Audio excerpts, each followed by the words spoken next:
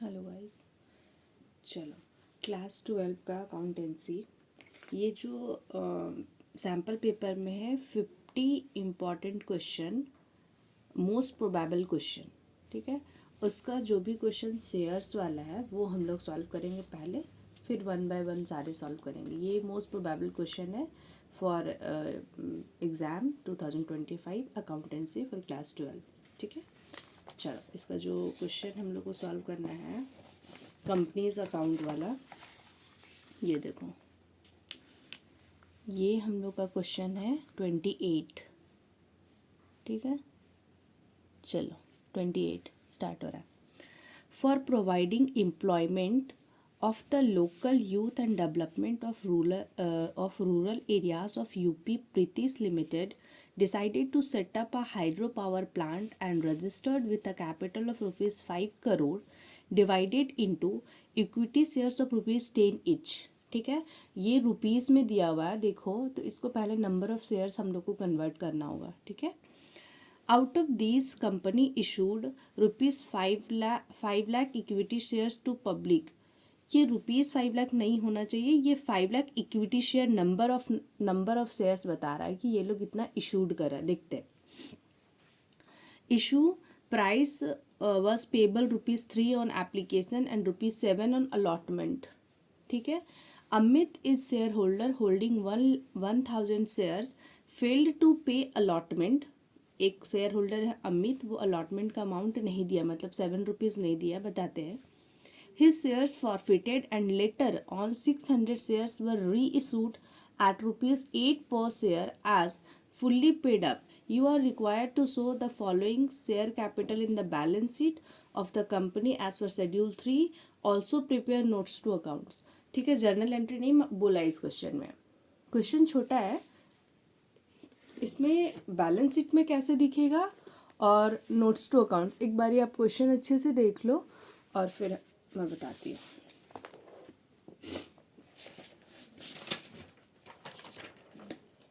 चल, ये हमारा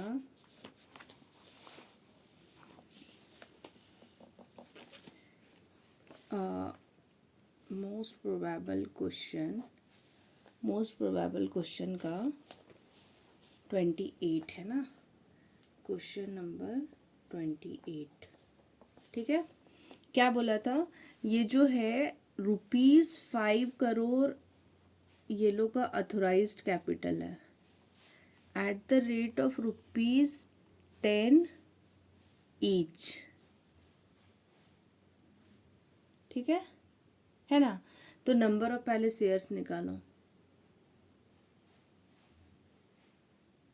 नंबर ऑफ शेयर्स,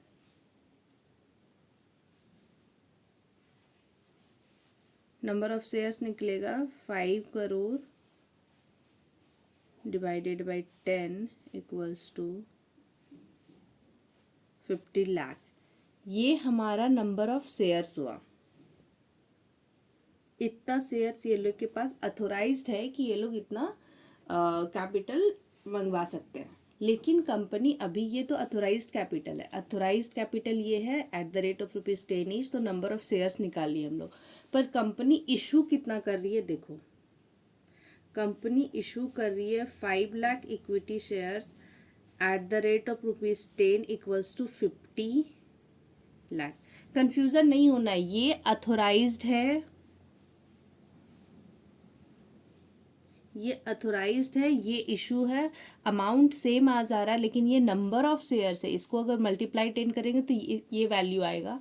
ये अभी इशू है नंबर ऑफ शेयर्स, ये eight the rate of rupees 10 each, तो ये अमाउंट में आया, ये एक्चुअल इशूड कैपिटल है, ठीक है। पर ये लोग कुछ किया है, एक अमित शेयर होल्डर है जो कुछ पैसा नहीं दिया है, ठीक है। और कैसे कैसे पैसा मंगाना है, देखो एप्लीकेशन में मंगाना है 3 रुपया और अलॉटमेंट में मंगाना है 7 रुपया। ये 10 रुपये का स्टोरी पता हो गया। अब क्या है कि एक जो शेयर होल्डर अमित है, एक शेयर होल्डर अमित है जो 1000 शेयर्स होल्ड कर रहा है, जो फेल हो गया है तुम्हारा अलॉटमेंट में, अलॉटमेंट मनी नहीं दिया, मतलब 7 रुपया नहीं दिया है, ठीक है, फेल हो गया। लेकिन जैसे ये हुआ ना, तो कंपनी इस शेयर्स को फॉरफिट की, फॉरफीचर हुआ ये 1000 शेयर्स को, फॉरफीचर होने के बाद री इशू भी हो गया। ये स्टोरी समझना था। री इशू हो गया है 600 shares at the rate of 8। ये बस ये क्रक्स समझना है, यही है काम और कुछ नहीं। ठीक, ये हो गया। हम लोग को करना क्या है, हम पहले ना वर्किंग बता रहे हैं फिर फाइनल आंसर में जाएंगे। ये हमारा वर्किंग चल रहा है, ये हमारा वर्किंग चल रहा है, फिर फाइनल आंसर में जाते हैं। क्या करना है, अमित वाला का ना फॉरफीचर का पहले एक एंट्री ले लेते हैं हम लोग। ठीक है, फॉरफीचर का क्या एंट्री होता है, share capital account debit to share forfeiture to share application to share allotment. ठीक है, देखो शेयर कैपिटल में वो जाता है जितना नंबर ऑफ शेयर्स है multiplied by called up money. तो इस वाले केस में कंपनी सारे रुपीस कॉल की थी, एप्लीकेशन का भी कॉल की है और अलॉटमेंट का, मतलब ये पूरा 10 रुपया कंपनी कॉल की है, जिसमें से वो 3 रुपया दिया और 7 रुपया फेल कर गया, 7 रुपया नहीं दिया। ये समझ आ रहा है। तो इसमें कॉल्ड अप आएगा, पूरा कॉल्ड अप, मतलब 10 रुपया कंपनी कॉल कर रही थी, वो 3 रुपया दिया और 7 रुपया नहीं दिया, मतलब कि एप्लीकेशन का मनी दिया और अलॉटमेंट का मनी वो नहीं दिया। तो शेयर फॉरफीचर में आता है number of shares multiplied by paid part, कितना वो पे किया है, तो 3 रुपया पे किया था ना, ये समझ आ रहा है। और इसमें आएगा वो नॉट पेड पार्ट, आ गया। देखो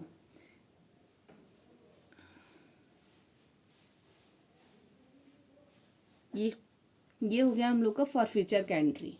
ठीक है, शेयर कैपिटल में आ जाएगा कॉल्ड अप। शेयर फॉरफीचर में, मतलब फॉरफीचर का मतलब होता है मनी को जब्त कर लेना, क्योंकि शेयर होल्डर कोई ऐसा शेयर होल्डर है जो आगे के कॉल में डिफॉल्ट कर रहे हैं, मतलब वो पेमेंट नहीं कर रहे हैं, तो कंपनी ना ही शेयर्स उनको अलॉट करेगी और ना वो जितना पैसा पे किया वो वापस करेंगे। तो जितना पैसा हम लोग के पास आ चुका है वो कंपनी जब्त कर लेगी। कंपनी, हम लोग एज अ कंपनी सोचो कि वो 3 रुपया से पैसा रिसीव कर चुका था ना एप्लीकेशन का, तो ये 3 रुपया का पैसा हम लोग जब्त कर लेंगे, अपने पास रख लेंगे।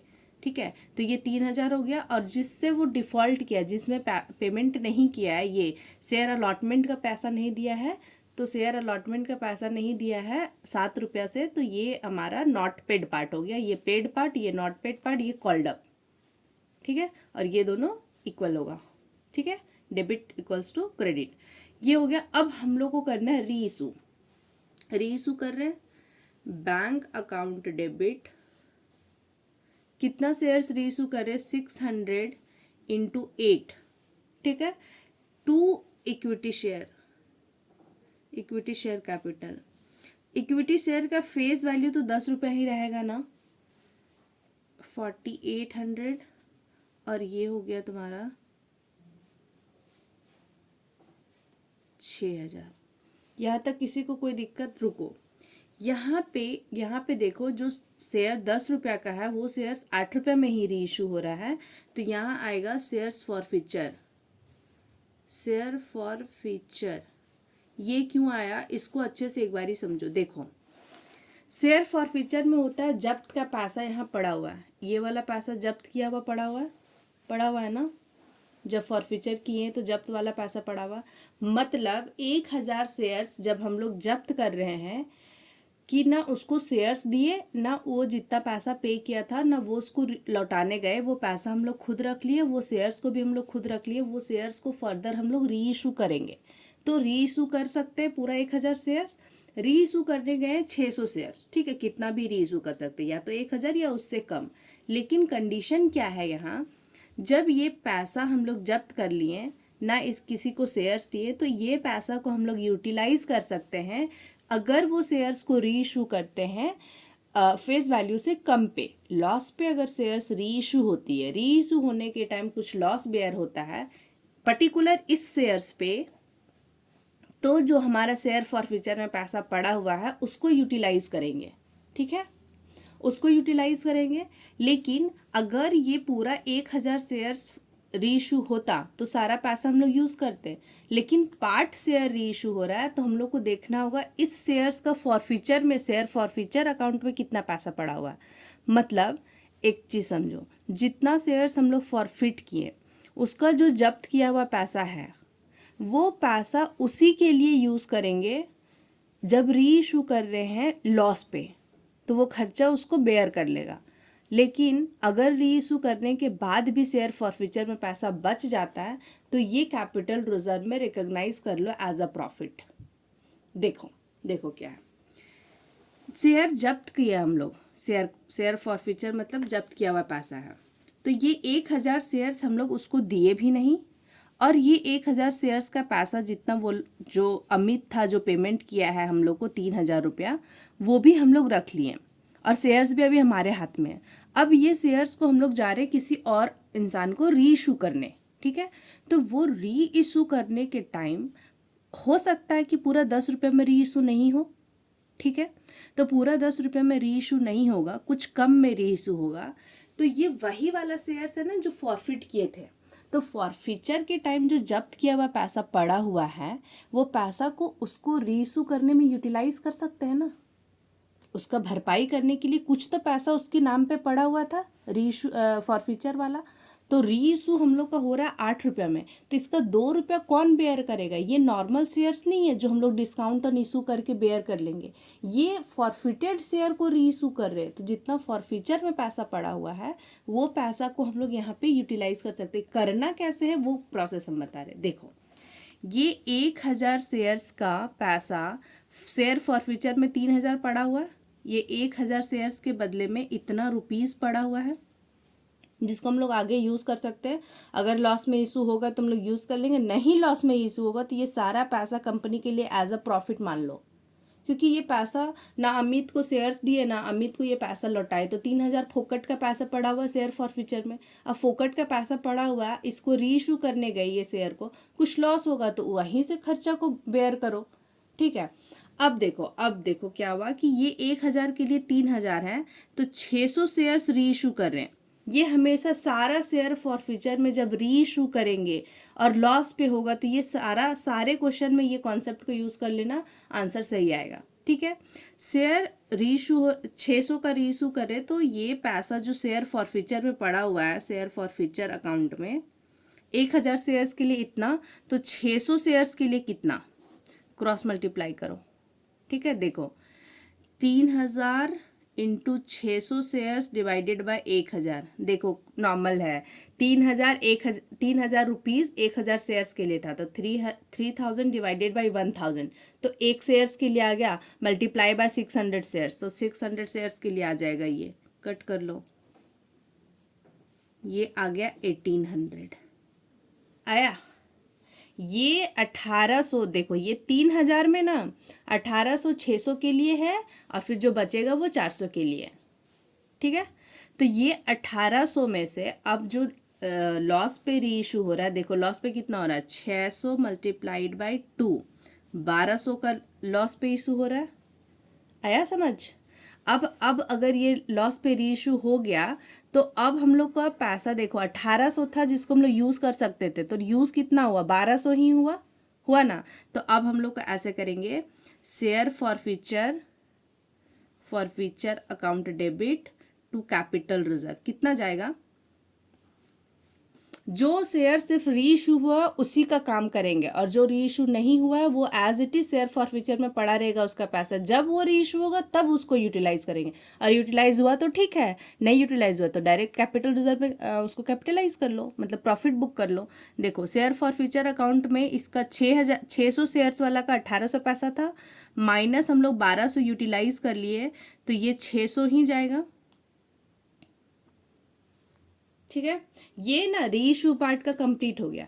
लेकिन मेरा बात सुनो, एक ये जो 3000 पैसा है जिसमें से हम लोग 1800 का कहानी कर लिए, ये जो 3000 का पैसा है जिसमें से हम लोग 1800 का कहानी कर लिए, तो शेयर फॉरफीचर में बचा हुआ पैसा कितना जो री इशू अभी नहीं हुआ है 400 शेयर्स पे, लेकिन 1800 का काम कर लिए हैं, तो ऑटोमेटिकली ये समझ आ रहा है कि ये 1200 यहाँ बचा हुआ है, इसमें बचा हुआ है, इसका 1800 कर लिए, क्योंकि 1800 600 का शेयर बन रहा था, तो 600 शेयर्स में 1800 पैसा बन रहा था, 1800 में हम लोग 1200 लॉस पे इशू किए और 600 को कैपिटल रिजर्व में बुक कर दिए। तो अभी भी शेयर फॉर फ्यूचर में कितना बचा हुआ है, देखो पूरा शेयर फॉर फ्यूचर में 3000 था 1000 के लिए, और 1800 का कहानी हम लोग कर लिए, तो बचा कितना, 1200 बचा ना शेयर फॉर फ्यूचर में।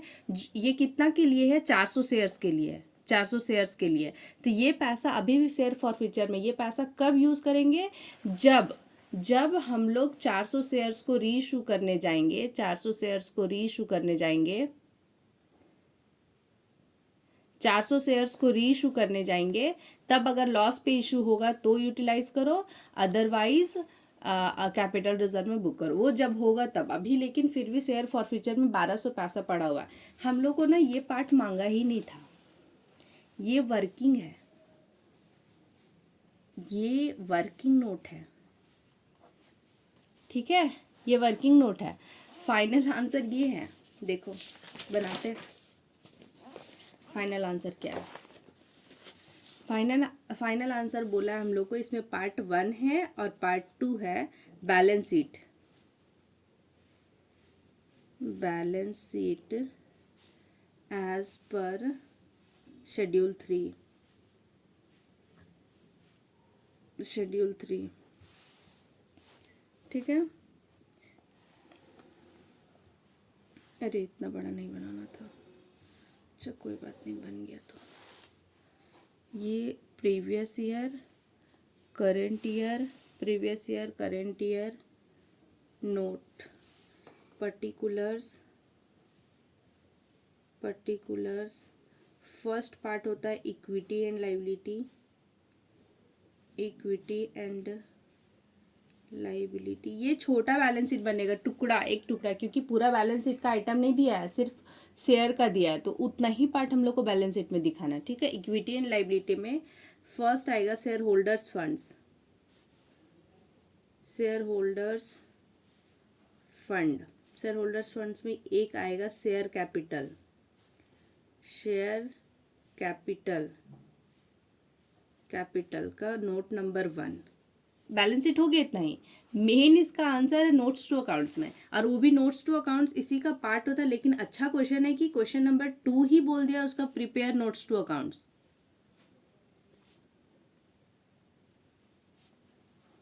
ठीक है। तो नोट्स टू अकाउंट्स ये बना लेते हैं, ठीक। देखो ये जो notes to account share capital का 1 दिए हैं हम लोग, शेयर कैपिटल का 1, उसी का 1 यहाँ लिखो, शेयर कैपिटल लिखो, शेयर कैपिटल लिखो, लिख लिए।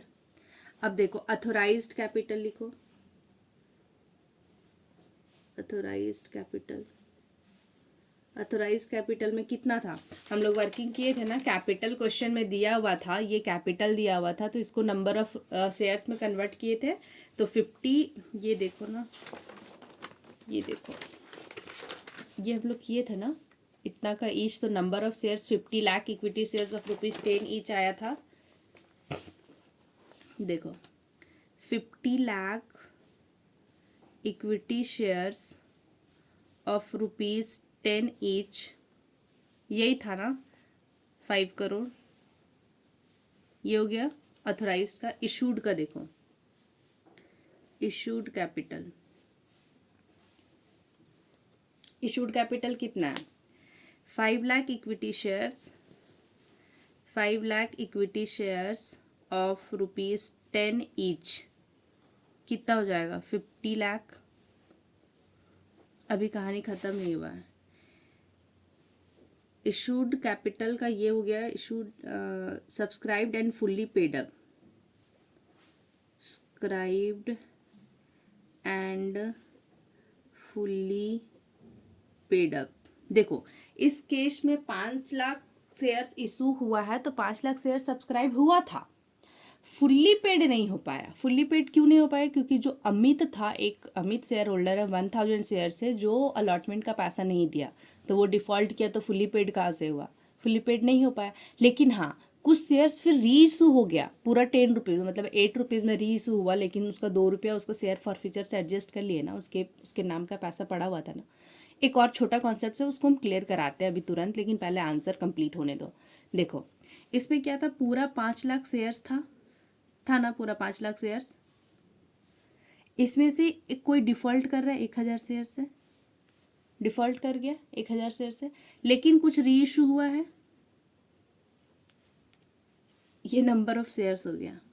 इसको मल्टीप्लाई कर लो 10 से, देखो मतलब ये ऐसे आएगा 5 लाख माइनस 1,000 प्लस 600, ये आएगा 4,99,600 मल्टीप्लाई 10, इसका वैल्यू आएगा 4,99,600। ठीक है, ये आ गया, ये आ गया तुम्हारा जो फॉरफिट किए वो, और जो ये री इशू किए वो, ये पूरा 10 रुपये का। ठीक है, एक बात और, कुछ पैसा शेयर फॉरफिचर में पड़ा हुआ है, वो पैसा अभी तक उसका शेयर्स ना इशू हुआ है, ना वो पैसा को हम लोग कुछ यूज़ किए, ना कैपिटल रिजर्व में ट्रांसफ़र किए, वो पैसा यहाँ पे ऐड होगा, add share forfeiture, share forfeiture account का शेयर फॉरफिचर। कैसे, 3,000 था ना, जिसमें से 1,800 जो 600 शेयर्स का बैलेंस था वो हम लोग यूज़ कर चुके हैं, तो ये 1,200 रुपये अभी भी बचा हुआ है, जो फर्दर कभी आगे यूज़ करेंगे हम लोग। इसमें 1,200 ऐड करो तो ये आ जाएगा 5,00800, नहीं इतना नहीं आएगा, 4,99,600 प्लस 1,200, ये आएगा ये आएगा हम लोग का 4,99,7,200। ठीक है, यही आंसर शेयर कैपिटल का नोट नंबर 1 जो है, उसमें शेयर फुल्ली पेड अप वाला पैसा आएगा 4,99,7,200। ठीक है, आंसर तो हो गया। बैलेंस शीट देखो और नोट्स टू अकाउंट्स देखो, आंसर हो गया। लेकिन जिस किसी को इसमें दिक्कत होगा ये पार्ट समझने में कि शेयर फॉरफिचर में जो जब्त किया हुआ पैसा यहाँ है, उसको री इशू में हम लोग यूज़ करते हैं और फिर कैपिटल रिजर्व में ट्रांसफ़र करते हैं, तो ये प्रोसेस कैसे होता है देखो, समझो। एक शेयर होल्डर है जो कि पैसा कुछ दे रहा है, कुछ नहीं दे रहा है। तो यहाँ हमारे केस में अमित था, वो 1,000 शेयर से 7 रुपये पैसा नहीं दे रहा है। तो फॉरफिचर का रूल होता है कि जो नहीं दे रहा है 7 रुपये का पैसा, तो वो हम लोग शेयर फॉरफिचर का मतलब ही होता है कि जब्त कर लेना। जैसे कि मेरा कंपनी है, तुम लोग शेयर अप्लाई किए, ठीक, 1,000 शेयर से, कोई एक अमित है जो 3 रुपया दिया एप्लीकेशन का पैसा, तो जब शेयर्स अप्लाई कर रहे उसी टाइम देना होता, वो दे दिया। फर्दर कॉल 7 रुपये हम लोग पूरा अलॉटमेंट में कर लिए, वो नहीं दे रहा है, तो कंपनी क्या करेगी, वो पैसा जो जितना दिया था उसको जब्त कर लेगी। ठीक है, जब्त कर ली और शेयर्स को भी अपने पास रख ली, उसको शेयर्स भी नहीं मिलेगा, क्योंकि जब तक फुल्ली पेड नहीं होगा शेयर्स अलॉट नहीं होता। शेयर्स रख ली, अब कंपनी वो शेयर्स को री इशू करने का उसके पास राइट है, क्योंकि कंपनी अपना शेयर्स अपने पास मंगा ली ना, अब उसके पास राइट है कि वो शेयर्स को री इशू करेगा। लेकिन जब्त किया हुआ पैसा 3,000 पड़ा हुआ, तो इसको हम लोग मान लेंगे ना कि प्रॉफिट है। लेकिन एक बात सुनो, जब्त किया हुआ पैसा वो 1,000 का है ना, अगर वो 1,000 शेयर्स बाद में री इशू होता है लॉस पे, तो उस लॉस को बेयर करने के लिए जब्त किया हुआ पैसा पड़ा हुआ उसी शेयर्स के नाम पे, वही शेयर का जब्त किया हुआ पैसा है ना, तो उसका लॉस होगा तो पहले उसके शेयर फॉरफिचर से इशू करो, यूज़ करो। क्योंकि देखो उसके बाद कैपिटल रिजर्व में ट्रांसफ़र करेंगे। नॉर्मल समझ लो कि तुम्हारा बर्थडे आने वाला है, ठीक है, तुम अपना बर्थडे के लिए पैसा जमा करके रखा, ठीक है, जमा करके रखा 5,000 बर्थडे का पैसा जमा करके रखा, तुम्हारा बर्थडे आ गया, बर्थडे में खर्चा हुआ तुम्हारा 4,000, ठीक है, 4,000, तो वो पहले खर्चा कहाँ से करेगा, जो जमा करके रखा था वो, या फिर दूसरा पैसा निकालेगा, जो जमा करके रखा था वो, 4,000 खर्चा कर लिया जमा किया हुआ में से, उसमें से भी तुम्हारा 1,000 बच गया, तो तुम नहीं बोलेगा कि 1,000 का प्रॉफिट हो गया, क्योंकि तुम एस्टिमेशन लेके चला था कि 5,000 खर्चा होगा लेकिन 4,000 ही हुआ, तो 1,000 तुम्हारा प्रॉफिट हो गया, तुम कोई और चीज़ में यूज़ कर सकता है। तो यहाँ देखो, जब री इशू करने गए 600 शेयर्स को, तो 600 शेयर्स के लिए पैसा जब्त किया हुआ 1,800 पड़ा हुआ था, लेकिन हम लोग को लॉस में इशू हुआ, तो लॉस का पैसा बेयर किए 1,200, तो ये 1,800 में से 1,200 यूटिलाइज हो गया, तो अब जो पैसा प्रॉफिट हुआ वो 600 का हुआ, लेस करेंगे 600 का हुआ, पर अभी भी पैसा पड़ा हुआ है इसमें 1,200 पैसा, क्योंकि 400 शेयर्स अभी री इशू नहीं हुआ है। तो जब तक 400 शेयर्स का री इशू नहीं हो जाएगा तब तक वो पैसा को यूटिलाइज नहीं कर सकते, हम लोग कैपिटल रिजर्व में बुक नहीं कर सकते, क्योंकि 400 शेयर फर्दर कभी री इशू होगा, मान लो लॉस में हुआ, तो उसको लॉस को भरपाई करने के लिए उसको शेयर फॉरफीचर में पैसा है। सपोज यहाँ तुम लोग क्वेश्चन कर सकता था कि ये 3,000 का पैसा लॉस में 1,200 हुआ, तो पूरा का पूरा 1,800 आप लोग कैपिटल रिजर्व में क्यों नहीं डाल रहे हैं? नहीं डाल सकते ना, 400 अभी तक री इशू नहीं हुआ है। एक बात और, ये जो 3,000 पैसा है, ये जो 3,000 पैसा 2 लोग का बर्थडे का पैसा है, 2 कोई भाई बहन का पैसा रखा हुआ है, ठीक है, अपना वो लोग जमा कर करके रखा, ठीक है, रख लिया। एक का बर्थडे हो गया, एक का शेयर उसमें था, एक दो बर्थडे है, 2 लोग का बर्थडे है, एक का शेयर था इसमें 2,000, एक का शेयर था 1,000, ठीक है, ए और बी। तो ए का बर्थडे पहले ख़त्म हो गया और उसका शेयर ही था 2,000, ठीक है, उसका बर्थडे ख़त्म हो गया, 2,000 शेयर था और उसका बर्थडे में खर्चा हुआ 1,500, तो 500 ए का बचा, वो ए ले सकता है, लेकिन बी का बर्थडे अभी ख़त्म नहीं हुआ है और बी का बर्थडे ख़त्म नहीं हुआ और 1,000 उसका पैसा जमा है। जब तक उसका बर्थडे नहीं आता और बर्थडे आ जाएगा फिर देखेंगे 1,000 में से 500 ही खर्चा हो रहा है कि 800 हो रहा है, तब बचा हुआ पैसा कैपिटल रिजर्व में करेंगे ना। तो जो शेयर्स नहीं री इशू हुआ उसका पैसा फॉरफीचर में पड़ा ही हुआ रहेगा, ठीक है। तो वो वाला फिर हम लोग जो बैलेंस शीट बनाए नोट्स टू अकाउंट, उसमें शेयर फॉरफीचर का पैसा कितना पड़ा हुआ था? 1,200 पड़ा हुआ था ना, सॉरी ये 1,200 है, सॉरी 1,200 है, ठीक है। फिर ऐड करेंगे, ये ऐड ठीक था क्योंकि कैलसी से किए थे।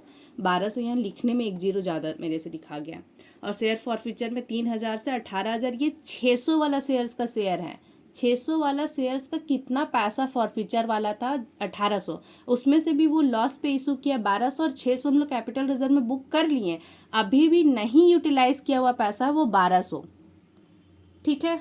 चलो ये क्वेश्चन रैप अप करते हैं, समझ आ रहा है तो ठीक है, नहीं समझ आ रहा है तो 2 बार देख लेना, समझ आ जाएगा। हाँ, ये जो मोस्ट प्रोबेबल क्वेश्चन है, मोस्ट प्रोबेबल क्वेश्चन 50, ये पूरा 50 क्वेश्चन का सॉल्यूशन मिल जाएगा एग्जाम तक में, ठीक है। चलो बाय बाय।